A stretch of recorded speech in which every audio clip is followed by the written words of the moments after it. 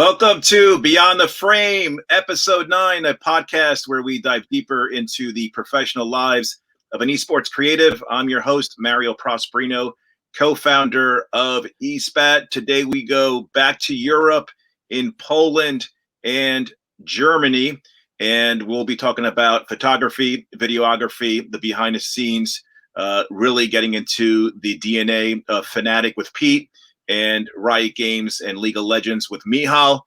And speaking of legends, I'm so glad you guys are on. We are finishing off 2020 with a bang. So a warm welcome, Pete and Michal. How are you guys doing? I'm great. Thank you. Thank you for having me. Well, pleasure. Heard a lot about you guys and really happy you guys are on. Let's kick things off. Pete, on the team side org, what do you miss about esports? It's been a crazy 2020. I'm sure you're used to traveling. You're used to being on the ground. Give me a couple of things that you actually miss about LAN and esports. Well, actually, we did do a little bit of traveling this year through COVID when the League of Legends World Championships was going on. So unfortunately, Michal, you couldn't attend that one, but yeah, we did go to China for that under a lot of strict measures were taken. But yeah, we did get to travel a little bit. But yeah, the answer here is obvious. I really miss seeing people at the studio, seeing people that you normally see twice a week, hanging out, and the atmosphere and vibe of having a crowd in the studio watching the teams play.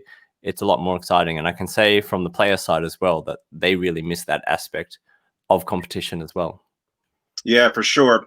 What about the studio, Michal? Riot/LEC, give us an idea as far as what the studio is normally like, and what exactly do you miss from the energy? I can honestly say that I miss like seeing the friends, players, and especially the crowd. Like having this energy, even in like the LEC studio is not like a huge one.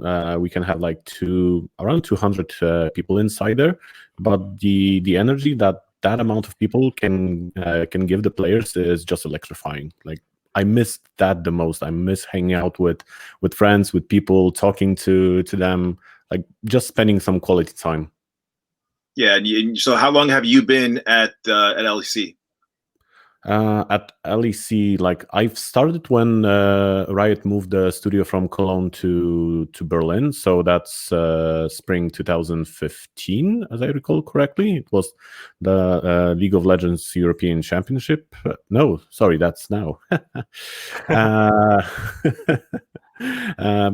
So that was from 2015 till now, like. So relationships have been built. We'll get in a few minutes. I want to get to some of the players, some of the turnover. We've seen Perks leave for Pete. Reckless has left FNATIC. So we'll definitely touch upon that. Let's start with the journey, and I'll turn to Pete. Give me an idea as far as your career path, how you got to FNATIC, how long you've been there, but more importantly, the beginnings of your career. Of my career in esports or my career as a videographer? A little bit of both. Tell us, how you got your start with the camera, with the gear, and then what was your breakthrough moment getting into esports? Oh, I mean, well, let's start off with, I guess, the whole videography part. I studied journalism at university and traveled abroad to do a semester abroad learning photojournalism, actually. And that's where my passion for videography actually started, because they allowed us to explore not only photography, but videography as well. Up in the school, it was in Denmark, actually. Yeah, I decided to go the route of videography and more specifically video journalism. So not really like big studio productions or anything like that, just a guy and a camera running around, interviewing people, making stories. And then I started to be a freelancer in video journalism and started working for companies, organizations, politicians even. And then breakthrough into esports came 2018, end of summer split. When I decided, hey, I want to get into esports, I literally emailed, like cold called every team in the LCS at the time, the EU LCS at the time, and basically just asked for a job. And actually, FNATIC were the only ones that replied to me. So that's how I got my big break. I started doing a couple of photo jobs for them, which turned into a video job, shooting the summer finals of the EU LCS in Copenhagen, that event, which FNATIC actually won. So that video was actually my first video ever in esports, and it was actually a banger because of the result for FNATIC. And yeah, they just kept me on ever since. Now, did you find any challenges just getting that chance? Were you getting any responses like, what other organization have you shot for? Are you from the industry? Obviously you were not. Were you getting a lot of those kind of no's? I was actually getting absolutely no responses. That was the biggest challenge. And actually, like FNATIC, yeah, I was just right place, right time. I think I'm very lucky that they required a photographer in Berlin at the time for a single standalone job, and I was a freelancer at the time too. So I didn't have any experience shooting in any other organizations or anything. They just desperately needed a photographer, I guess, and a cheap one at that. I remember my rate was super low. Sorry, Michelle. I was driving down prices all over Berlin, but yeah. And then I guess they took that chance, and I think what they saw at that point was that I responded to the players quite well. They responded to me quite well, and that's when they started, keep on calling me back. So yeah, challenges. No other org actually replied. So yeah. All right, well, that's their loss, but perseverance obviously always does play a role, and good for you. Michal, what about you? You're one of the trailblazers, one of the staples in our industry. Your name does come up a lot when we hear about mentors. We had Alexander on a couple of weeks ago, and he was glowing about your mentorship. So give us an idea, if you can rewind a few years back, as how we got to the studio of LEC. So my journey actually began with a crazy little event called Gamescom in 2014. I was basically reached out by a friend of mine from Riot, asking, "Hey, would you like to come to Cologne for a small event? It's called Gamescom. We need a photographer for the community side of things." Just a little FYI. Riot back then introduced the new look for the map for the Summoner's Rift. So basically, the whole show floor was a recreation of the map itself. So it looked awesome.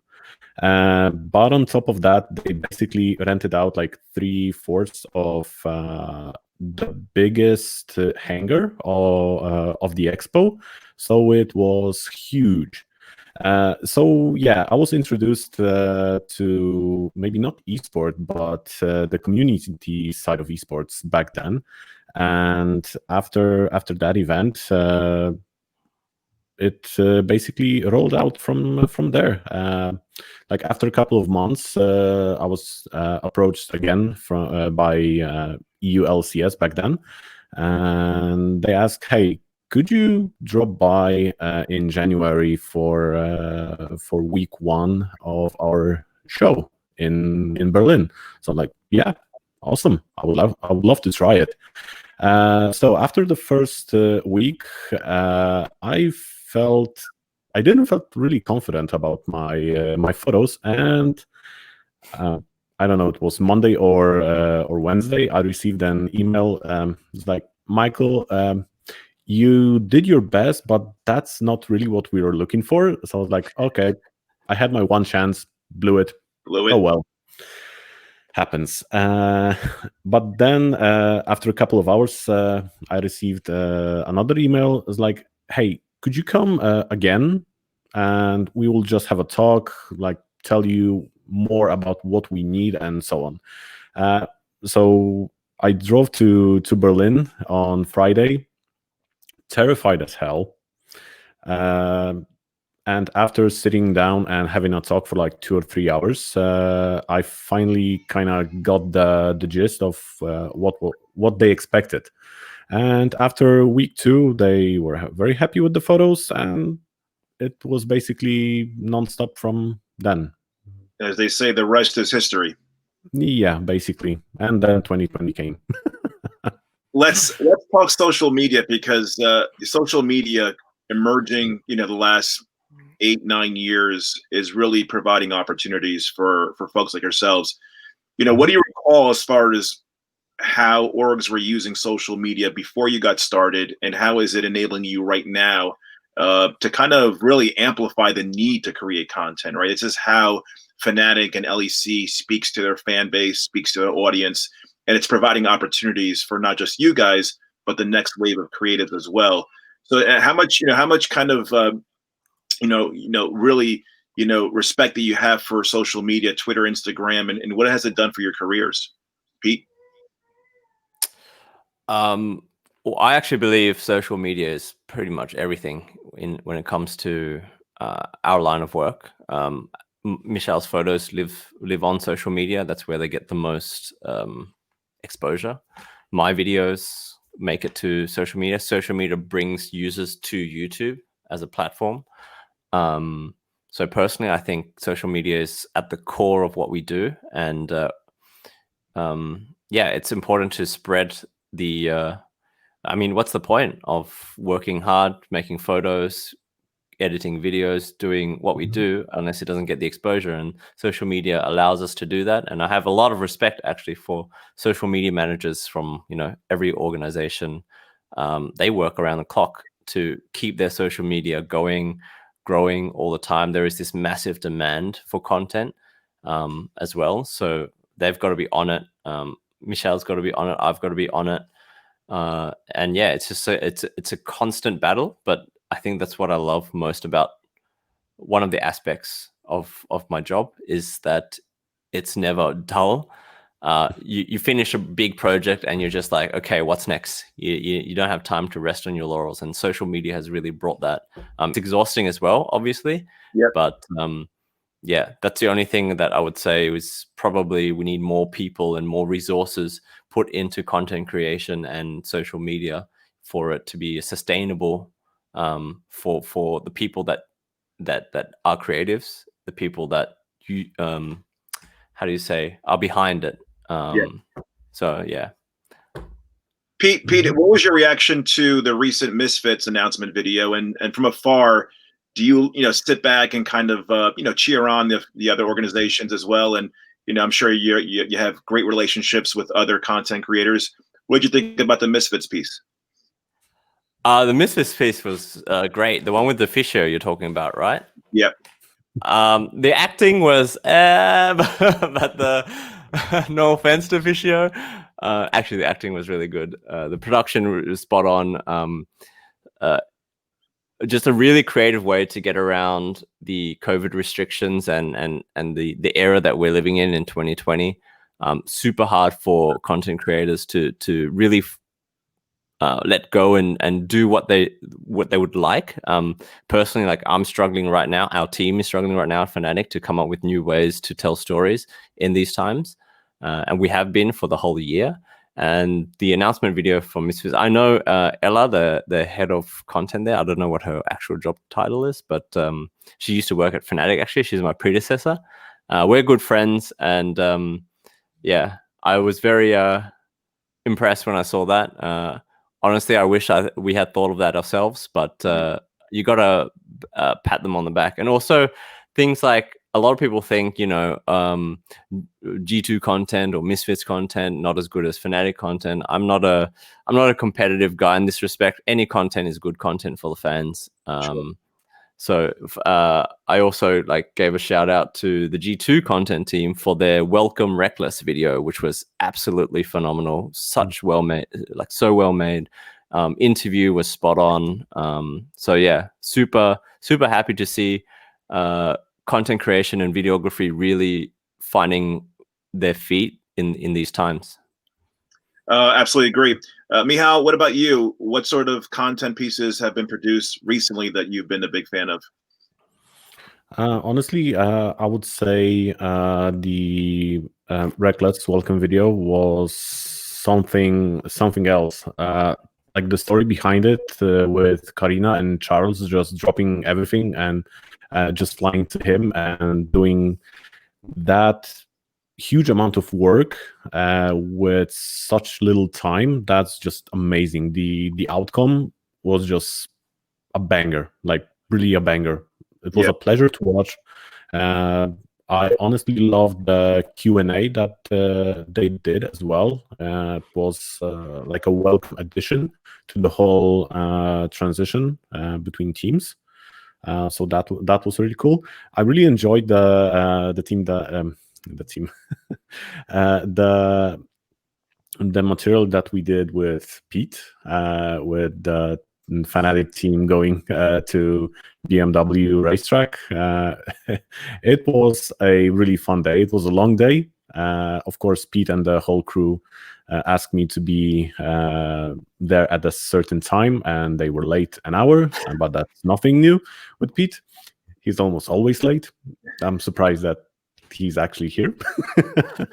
Well, he came after you, so he was a little late. He was. What? No, but in all honesty, like set the stage for me. I'm sorry, guys. Set the stage for me for that project. What was the concept? Where was it captured? Give me timelines. Give us some insight as far as this project that Michal is alluding to. Go, Pete. Basically, it was a BMW deliverable. So, as a lot of people know, BMW hopped on board and started sponsoring a bunch of esports teams. FNATIC are lucky enough to be one of them, and they are actually a great sponsor. And part of that deal is, you got to make content around cars. And we thought, how do we bring esports and motorheads together? How do we bring BMWs into the mix? So the most obvious way was, cars, racing, BMW, racetrack.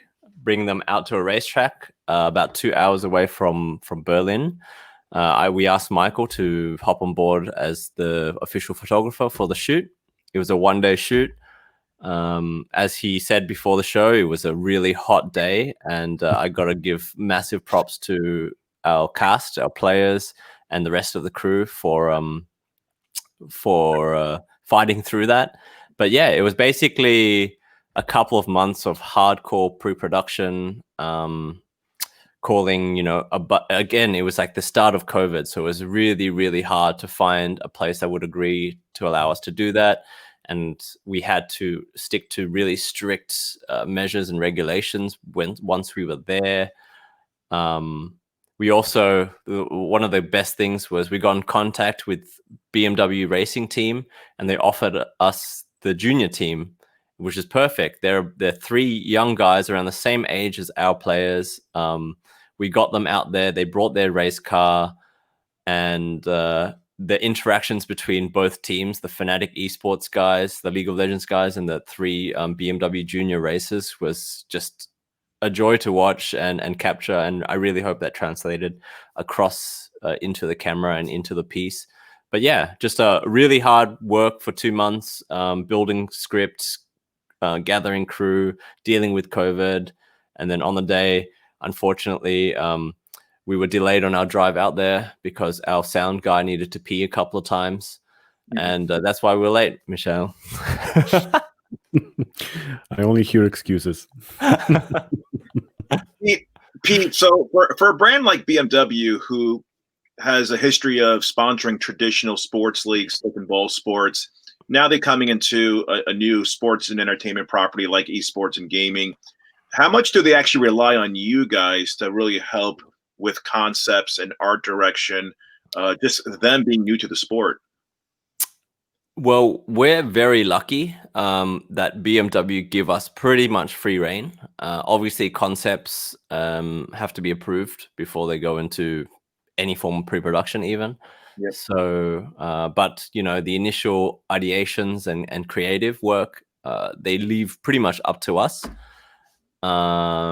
And so, yeah, we're very lucky. They're not like some. I'm not going to name names, but there are other sponsors that we've worked with in the past that were very strict in what they wanted and didn't really speak to our audience, didn't really rely on our expertise within the community, knowing our audience, knowing our fans, because the content team at FNATIC live in gaming as well. Like, I'm a gamer myself, and everyone working there is a gamer themselves, so they know the culture. They're on Reddit, they're on Twitter, they're on Instagram, finding like new information all the time. So we're very lucky that BMW are very, very open to using our brains as the main creative minds behind our video concepts for them.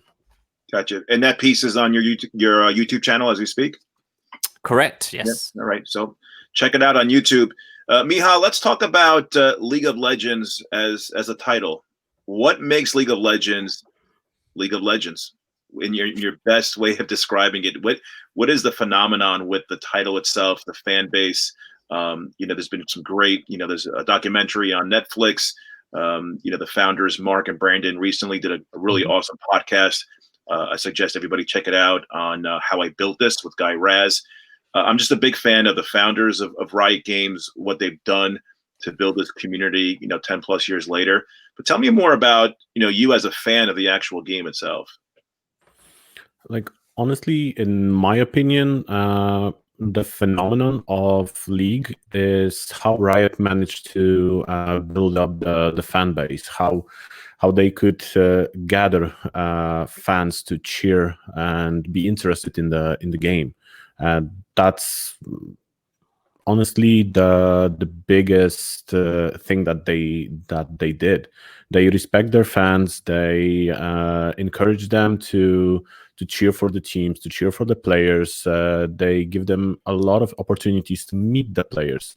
It's not like in traditional sports, like you don't have like fan meets or any kind of interaction with the players.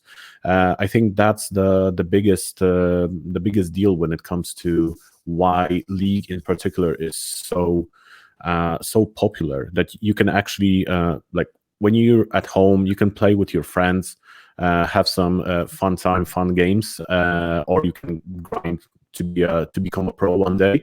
But at the end of the day, you can actually go to an event, meet your heroes, meet the players that you look up to. You cannot do that at I don't know, soccer. I don't know about football or baseball, but I'm guessing you don't have like the typical esport fan meets when you can have a picture taken with your favorite player. I think that's the biggest phenomenon of this title. Yeah, for sure. And also, I also think that, LeBron James, probably the best basketball player we've seen in the last 20 years. As much as you watch LeBron James be LeBron James physically, you'll never match up to what his stature is. So you just can't go in your backyard and try to mimic what he has done or what he can do. But I think just having a 14-year-old at home and see how much he plays video games, they think that maybe one day they could, I don't know, come up through the ranks and maybe be a professional if they put the time in. There's no physical limitations of getting on a PC and trying to be the best CS player, the best Dota player, the best League player. So just from a physical stature, I think kids at a young age are seeing an opportunity, and that's why you're seeing this path to pro, starting with high school and obviously college and challengers and what have you. So yeah, I do think that it just does really provide opportunities for all walk of life, which I think is for this community is essential. Let me stick to talent, Michal. Give me an idea as far as a day in the life of your job. You walk into the studio, just kind of walk us through as far as what a studio production looks like. And I also want to hear some really cool stories about some of the talent, shots, quick shot. Give us a perspective as far as a day in the life of walking into the LEC studio. Sure. So when I get to the studio, obviously I need to go through security and so on. Then I have my very own, very tiny room, but still, it's okay. I just need a place to have my laptop, a monitor, and my gear out. So that's that. So I prepare all the gear for the day, and then I go and say hi to all the talents that you mentioned.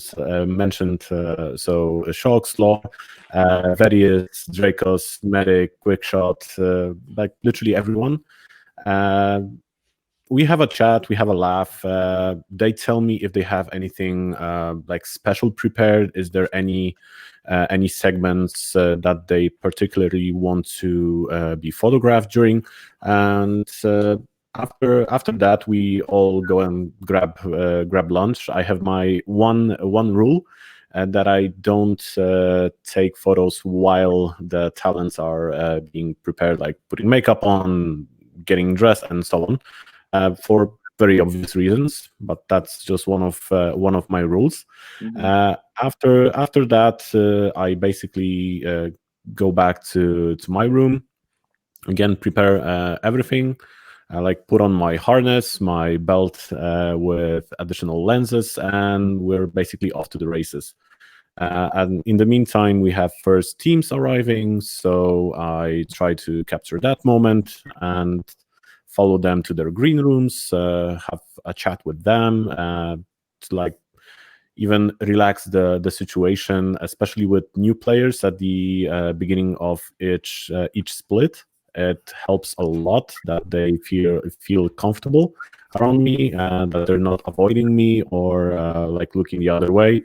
Because I know Pete can say the same, that we had situations like if you have a new player, he tends to like avert his eyesight from you. He doesn't feel very confident and so on. And normally after a few days of shooting, it changes dramatically. But basically, the layout of the studio is that we have the main stage. We have the audience in there as well. And the next next room is basically the analyst desk where we see all the talents and mainly Shocks hosting the whole show. So I basically run through my room, stage, and the analyst desk. On top of that, I edit the photos during the show. So basically, after the show is done, all the photos are uploaded to Flickr, and that's basically it. Now, are you a one-man gang? Is this a team of three? Is it just by yourself?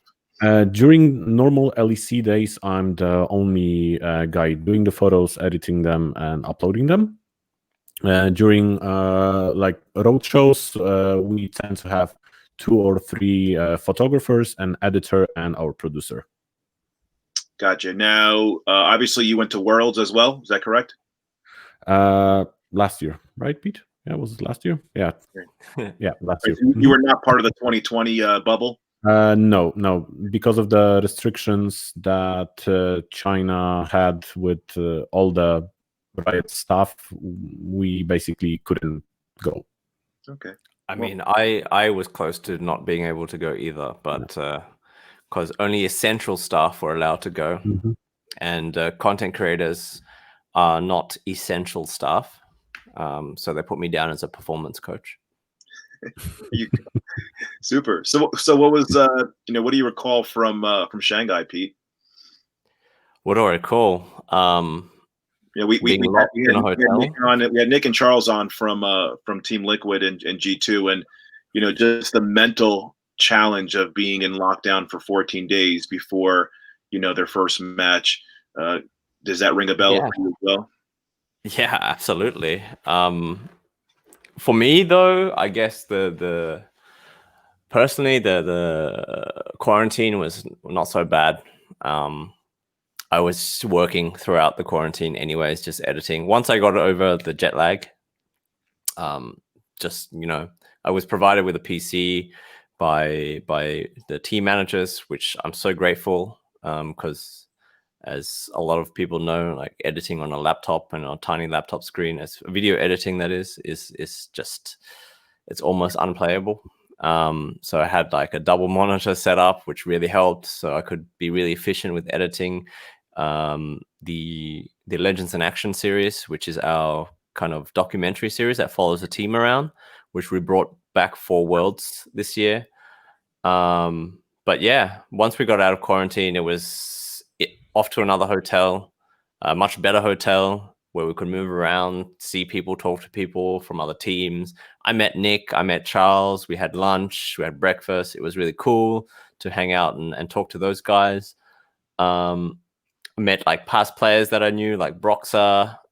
So yeah, it was a really good experience to have that bubble in that hotel, but at the same time, it was such a huge missed opportunity that we couldn't get out really and go through the city and take, like, we did do a lot of B-roll, a bit of drone shooting, this and that, but we couldn't really experience the culture of Shanghai because you needed a special barcode on your phone to get into places.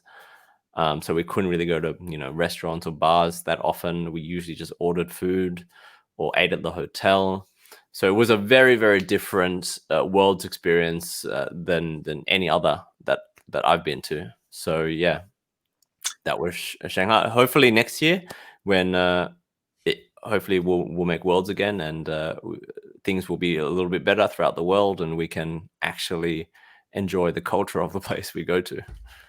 Yeah, absolutely. And what makes Worlds so special in our industry is, you know, unlike traditional sports or even the World Cup or the Olympics, they only commingle every 2 to 4 years. And the World Cup, you know, brings all the nations around the globe to see who's the best football, soccer team. Is it, you know, Germany? Is it England? Is it, you know, anybody else? You know, to have Worlds, you know, the best organizations from across the globe converge into one destination, and that happens every year, is just a tremendous event that Riot Games puts on every year. From, you know, the musical acts, you know, and for us, obviously, as content creators, it's tremendous content that we're capturing and sharing with the world as well. Yeah, I have to agree with that. Riot does a really good job, and they seem to somehow up their levels every year.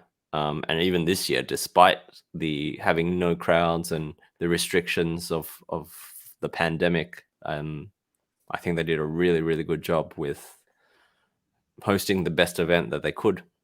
Yeah, absolutely.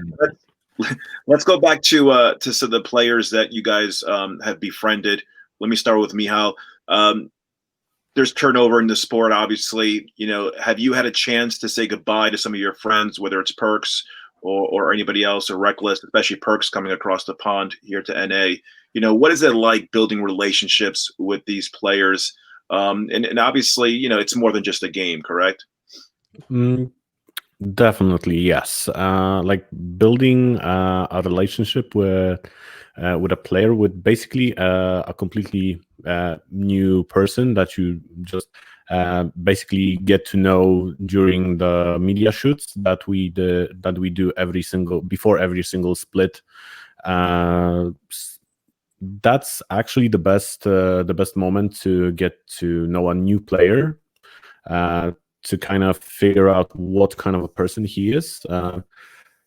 Like, I would have to say that most of the players, especially the new ones, as I said previously, are very shy, very they're not very they don't want to trust you.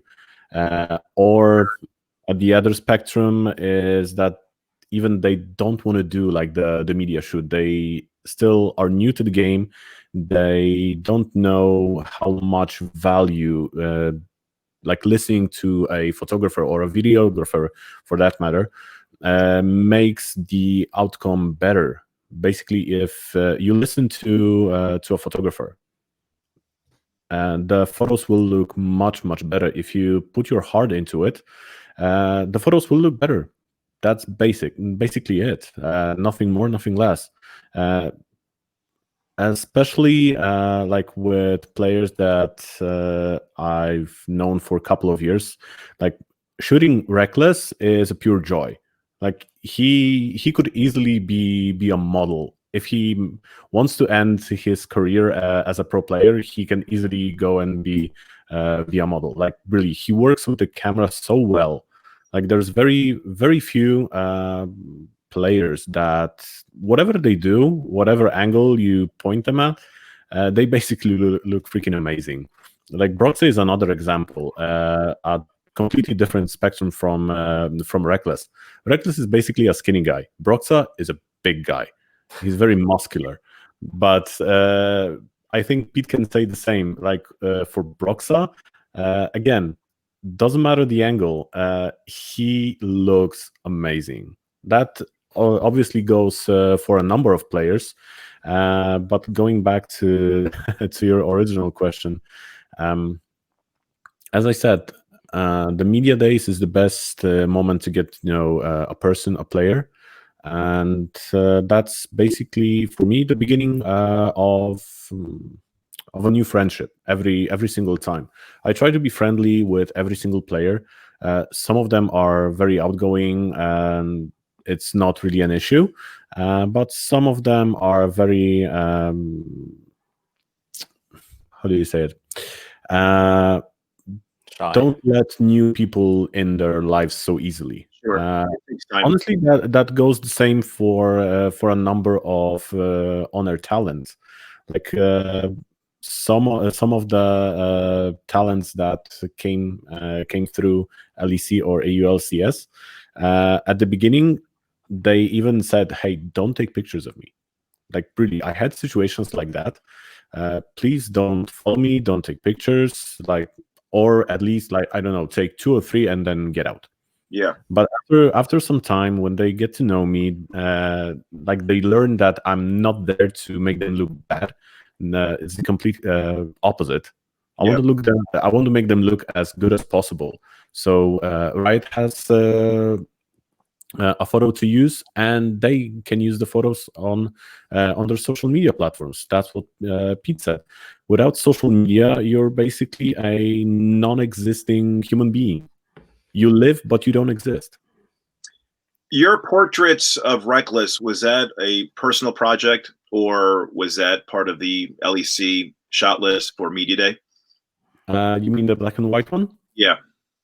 That was an idea of a photo that I had with Reckless for some time. We were just waiting for the moment that he finished his arm sleeve of tattoos. That's what I'm getting to. The arm sleeve. that was a bad so yeah. After we've done the shot list provided by Riot, we started experimenting with some stuff, and that's how that photo came to be. This photo, okay, I'm looking at it now. He's basically telling you, let me finish my sleeve first before we do these portraits. Basically, yes. We tried that before when he started the tattoos on, like, here and here, but after he decided that he will go full sleeve. Yeah. Gradually, it took him like 2 years to do that, or even more, maybe. Yeah. But we started to experiment with the tattoos during the shoots, and that's how the photo came to be. Now I gotta ask, on that sleeve, did he have a FNATIC logo on it or no? I don't think so. No. No. That would be a bomb right now. little too premature. Pete, what are you going to miss about Reckless?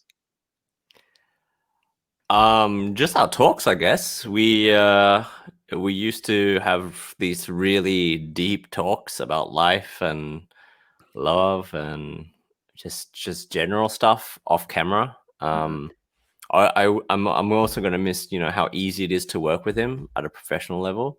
You turn your cameras on, you sit down and you talk to him, and not only do you get what you need, you get more usually, and that's goes back to the level of trust that Michal was talking about. So yeah, I'm going to miss those talks. I think we built up a very strong friendship over the time that we've worked together, but it's he told me when he was leaving FNATIC and going over to, he told me in the morning that he decided and he basically said this does not mean the end for us whatsoever. It's just like we're still going to see each other. Hopefully, once we go back to the studio every weekend, we're going to hang out. We live in the same city. It's not like he's going to NA or something. Like it was maybe even a little bit harder with Broxer leaving because we knew he was going to go to NA and weren't going to see each other for a while.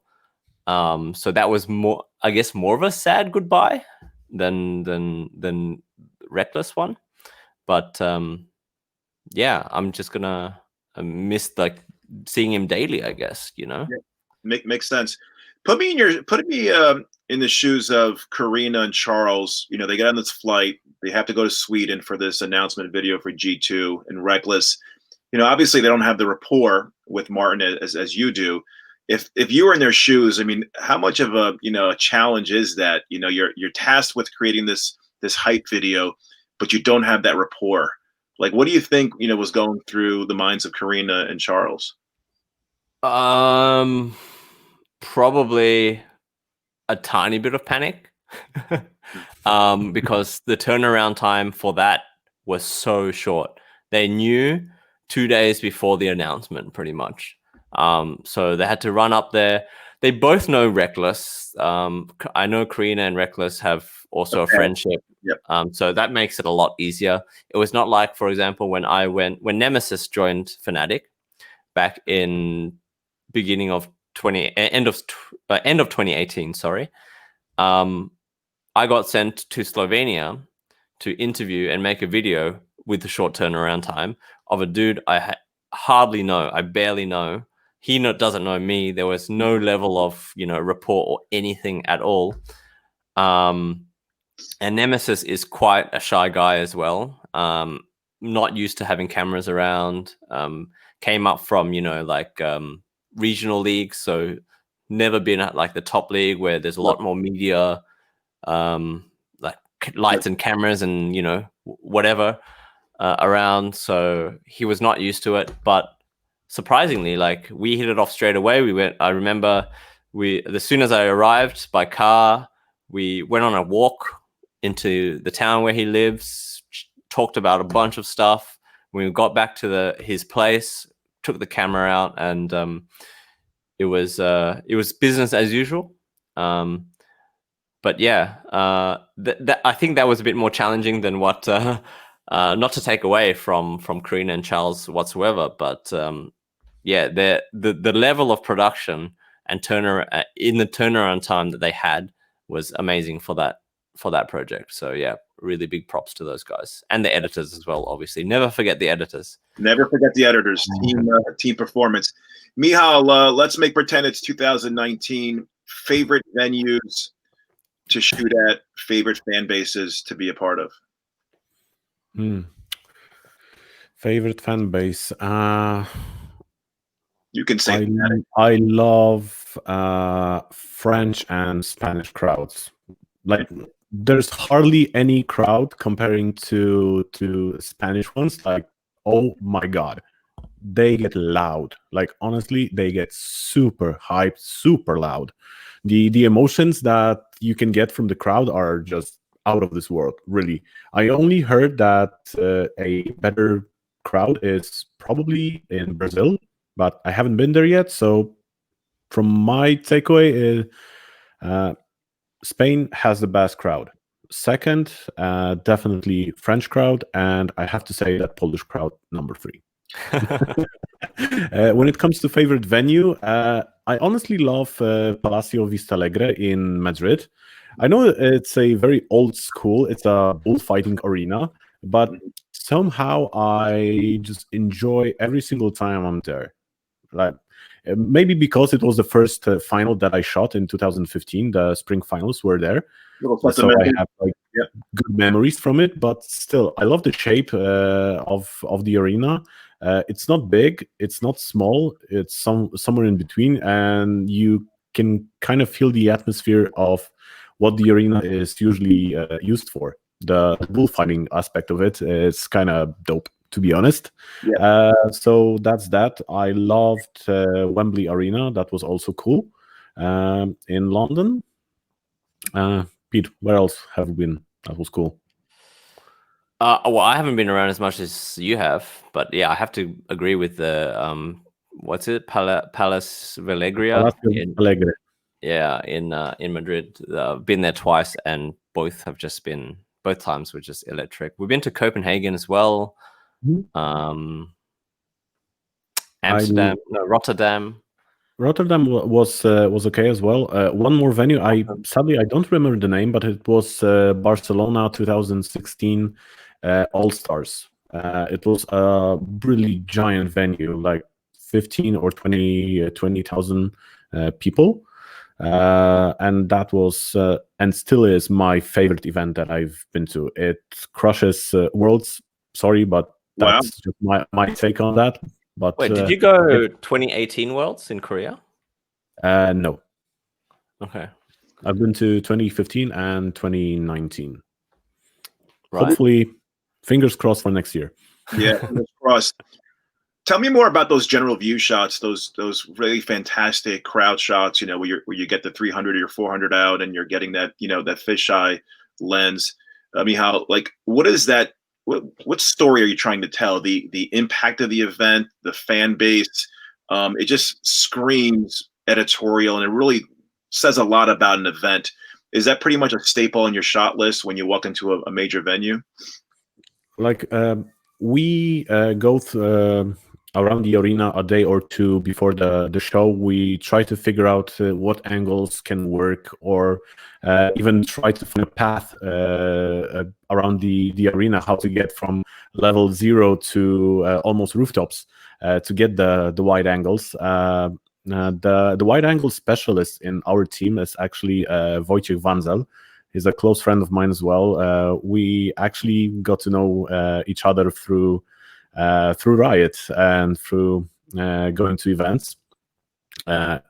He, on the other hand, lives in the deep south of Poland, so it's kind of hilarious when you think about it. I'm at the very top. Adela is like taking care of the middle of Poland, and Wojtek is taking care of the bottom part of it. But yeah, as I said before, we always like go around the venue, try to find cool locations, especially for like opening ceremonies. That's especially tough. That's being done during rehearsals and so on. So that's when we kind of do the game plan. You can say it as that. After that, it's basically all left to the crowd. How hyped can they get?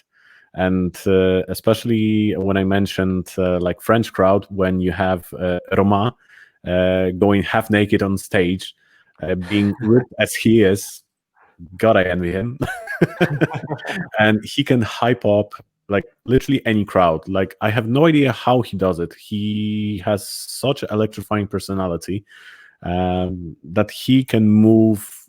Honestly, if we had a show at the graveyard, I think we just have cheering zombies. He'd raise the dead. Yes. Pete, let's talk about future projects, if you're allowed to disclose anything, or just really top of your head. What's on your wish list? What would be a great project to work on? I'm actually working on something that has been on my wish list for a while now, and it's connected to BMW. I can't say much, but it relates to cars, obviously. Off season, new signings, introducing the team, yada yada yada. It requires a bit of driving, traveling around. Again, made 100,000 million times harder with the pandemic right now. Yeah. So props to all the people that are helping me out with the production, like pre-production and stuff. But yeah, we just shot our first video of that series, and we're going to shoot the next 2 in early January. So I'm really, really excited about that.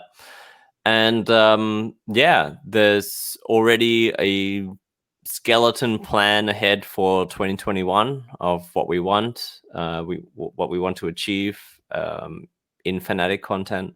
So there's a lot of stakeholders involved as well. So they've given us the opportunity and budget and just really good opportunity to really explore deeper into what we can do as a content team and what we can get out of the players, most importantly, and give back to the fans, because that's what it's all about, right? We have the best access to the players, to people's heroes, idols, whatever you want to call it. So we want to utilize that relationship we have with those players and give our audience and fans the access that they deserve to them through our content, so that they can enjoy it and get to know them a little bit better and see what amazing people they are, not just professional players, but human beings as well. So yeah, that's what I'm excited about in the future. Are you guys always striving to obviously grow that fan base more than a regional footprint, but also globally as well? 100%. There's other parts of FNATIC that are working on that as well. I don't know if you've noticed, but through our Twitter, FNATIC's Twitter page, Brendan, a huge shout out to that guy, he and Clem as well. They manage our Twitter, and our most engaged posts are posts in Portuguese, speaking out to Brazilians, or Spanish, speaking out to the Latin American crowd, or even Chinese, through Worlds, speaking out through our Chinese fans, which we have so many of. Shout out to them, by the way. Yeah. And they're the most engaged tweets of 2020, because we are reaching out to larger, bigger audiences. And something that we want to strive to do in the video content team as well is to subtitle our content into other languages, so that people that are not English speakers natively can enjoy it as well. Absolutely. And it's as great of an opportunity it is, it also speaks on really kind of staffing up your team, multicultural staffers, to be able to speak to this diverse community. Let's turn to best piece of advice that we can share, paying it forward with the next crop of content producers, whether it's on stills or whether it's on footage and videography and storytelling.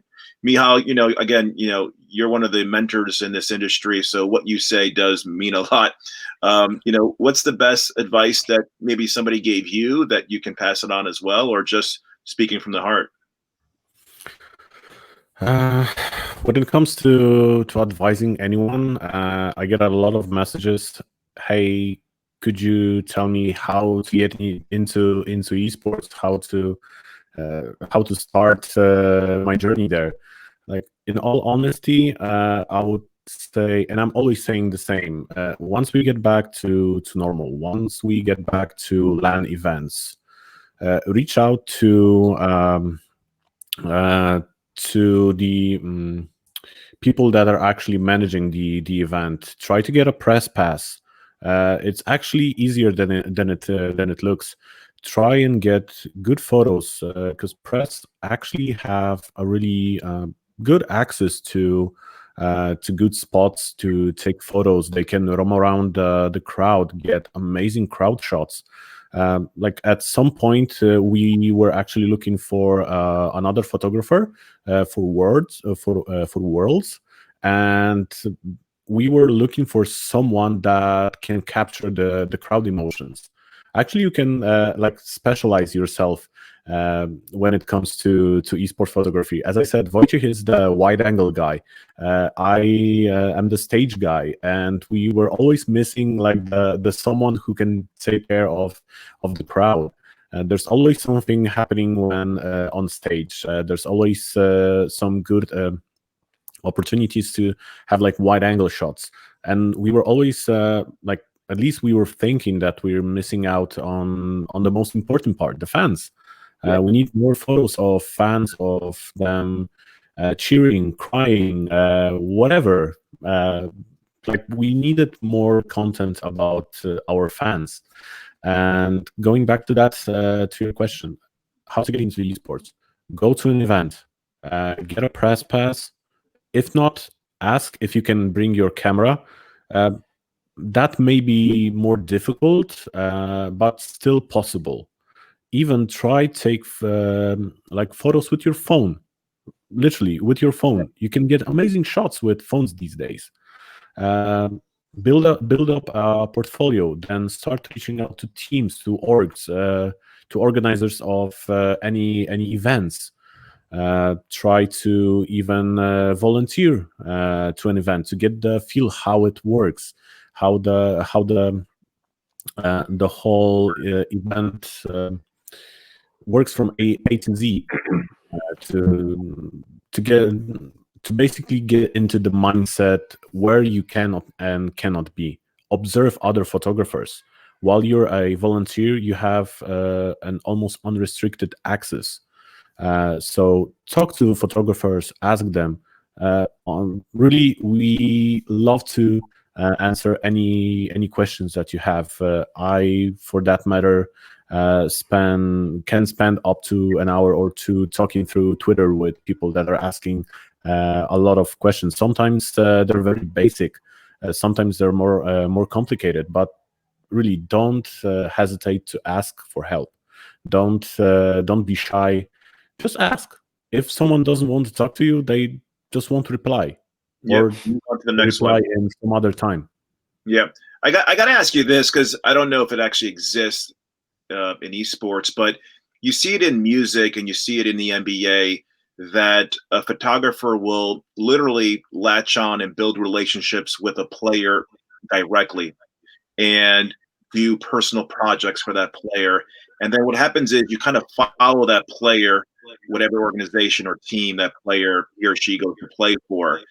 Do you see that in your backyard where players may have a personal photographer, shooting headshots for their Twitter, their Instagram profile, or whatever the case may be, or in Pete's, world, creating maybe, helping them out with a sizzle or something, a reel.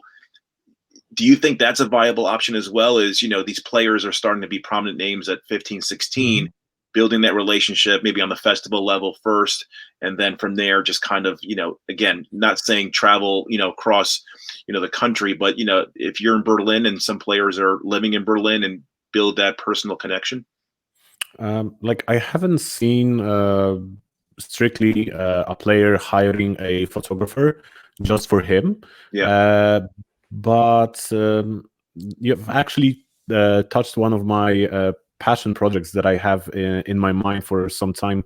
Like, I want to grab some of the players that I'm good friends with and take them out for a shoot, not actually in a esports like setting. I just want to show them as a, hope you don't mind me saying that, but a normal human being. They're normal people. They have dreams. They go out. They have dinner with friends. They spend time with their families, with their loved ones.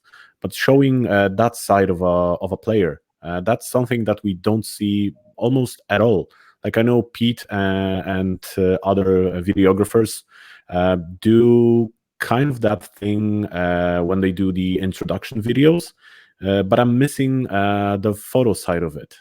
That's basically one project that I have in my mind that I really wanna pursue once we get back to, let's say, normal, when we can actually hang out and go out, not be in lockdowns all the time.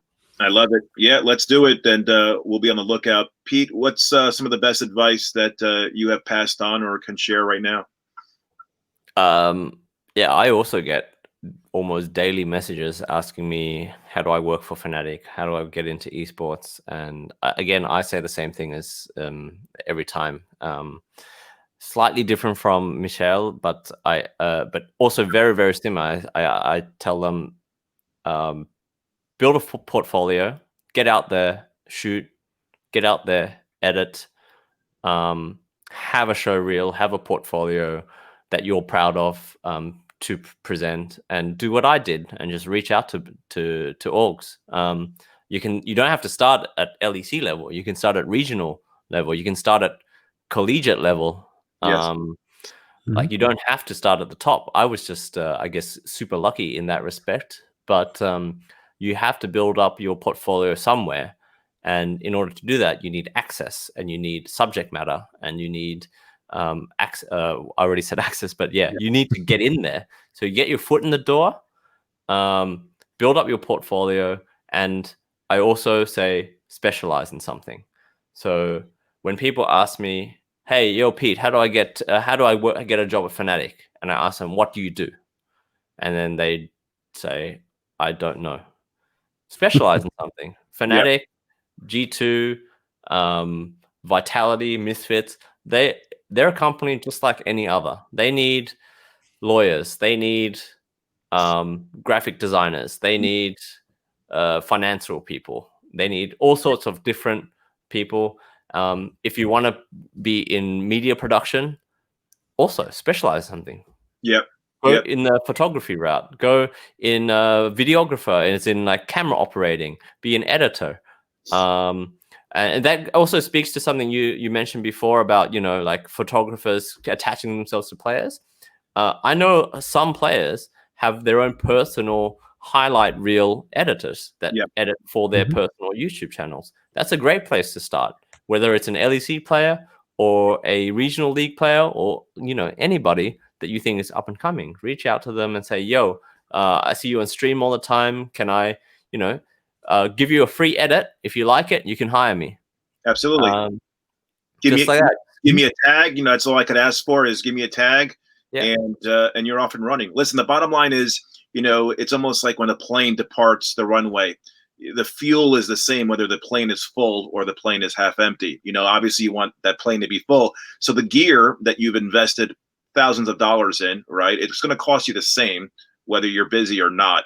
At the very least, if you don't have a paid gig or a full-time job, you still have invested into that gear. You know, repurpose that gear and your skill set and build relationships, to your point, Pete, regional level, players directly, get cute, you know, be multi-versatile, understand how social media works.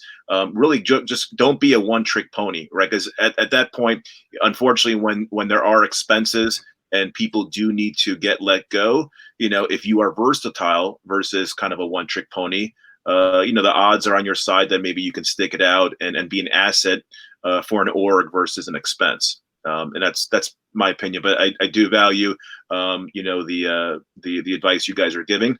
Now to the favorite part of my podcast here with you guys is the 3 dinner guests. Again, it could be anybody who is still with us, no longer with us, you know, legends of esports, celebrities, writers. We've heard Roger Deacon's name come up a few times. Let's see if that happens again today.